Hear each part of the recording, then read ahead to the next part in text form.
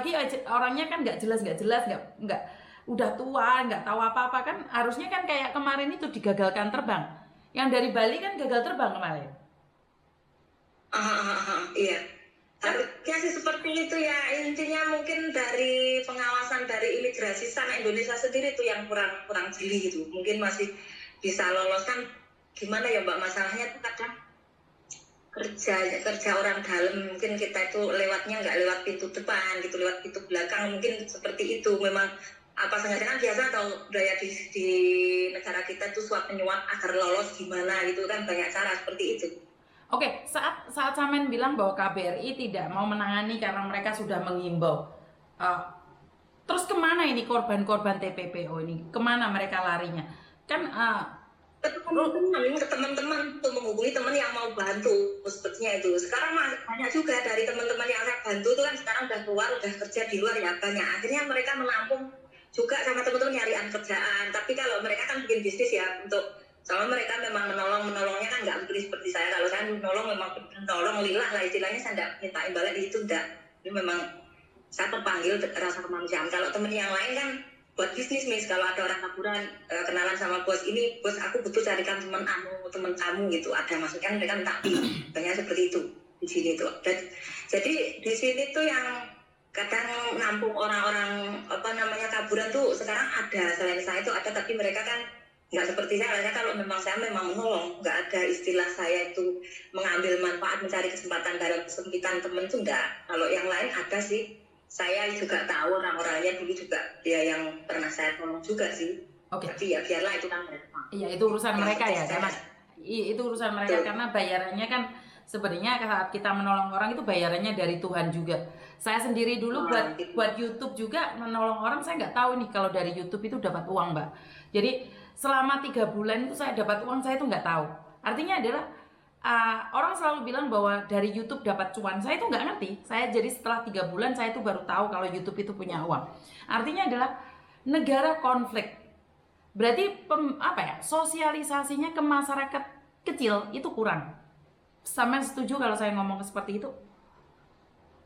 Setuju banget, Miss. Karena saya himbauan dari berapa itu sering saya ke KBRI laporan, Pak, jangan melihat kesalahan prosedurnya ke sini ilegal apa nggak legalnya.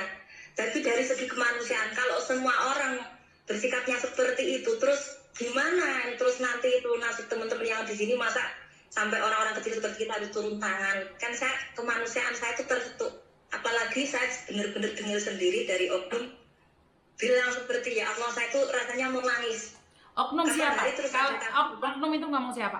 Oknum siapa dan ngomong apa? Dulu Pak Mulyadi, ini saya speak up namanya ya. Kemarin saya juga kasusnya Rahmat, ini ada nanti bisa saya screenshot buat bukti. Tadi kan beberapa waktu lalu si Rahmat ya waktu itu aku bingung. Sempat viral ya? Di grup sudah waktu Mas Rahmat itu loh, Miss, yang viral itu. Sempat viral kan, Jember itu warga negara Jember kan itu. Di Jember itu kan saya SMS pada Pak Mul, sebenarnya sama saya baik banget kan. Otomatis dia sering, Mbak makasih ya udah bantu KBRI gini gitu. Kan saya sering nganterin temen yang proses gak mau dia overstay di sini ya, Miss. Overstay otomatis mereka kan harus proses ke pengadilan dulu, deportasi, terus ke KBRI minta SPLP sebagai surat pengantar pengganti paspor untuk booking tiket mau pulang gitu ya. Kan saya yang prosesin kan dari sini kan. Nah itu pihak KBRI selalu cuma makasih kalau kamu yang ngurus, saya jamin gitu. Pak Mul bilangnya gitu, saya terima kasih banyak Mbak Sri gitu, Mbak Sauda itu bilang seperti itu. Nah sampean kepencet lagi Mbak, layarnya kepencet lagi, layarmu kepencet lagi. Iya gitu. Terus? Layar lagi sih. Kemencet lagi. Ojo disentuh layarmu iku lho. Hilang malah wonge. Lho ya apa wonge malah hilang. Oke. Jadi mbaknya ini adalah penggiat kemanusiaan juga yang dari Rusia.